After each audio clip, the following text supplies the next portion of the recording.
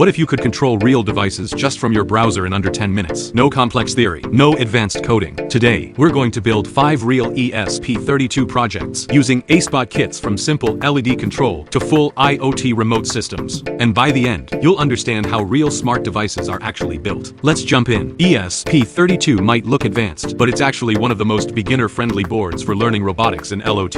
With simple step-by-step projects, you'll learn coding, electronics, sensors, and real-world applications. We start with LED control. This is your first step into connecting hardware with the internet. With Wi-Fi and a simple web page, you can turn an LED on and off from your browser. Small project, but it introduces a big idea. Devices can be controlled online. Now let's upgrade it. We read temperature and humidity in real time and send it to a web page instantly. Now your device is no longer passive, it reacts to the real world. This is the foundation of smart systems. Next is motion control. A servo motor lets you control exact angles, not just on or off. This is widely used in robotic arms, cameras, and automation systems. Precise control is what turns electronics into real robotics. Next, let's make your project more interactive. With an LCD screen, you can display real-time information directly on your device. From Hello World to live sensor data, it makes everything more visual and user-friendly. Now your project doesn't just work, it communicates. Finally, we connect everything. With Smart Eye or LOT control, you can operate devices remotely, even something like a fan from anywhere. Behind the scenes, signals are sent, received, and decoded in real time, helping you understand how infrared remote control actually works. And just like that,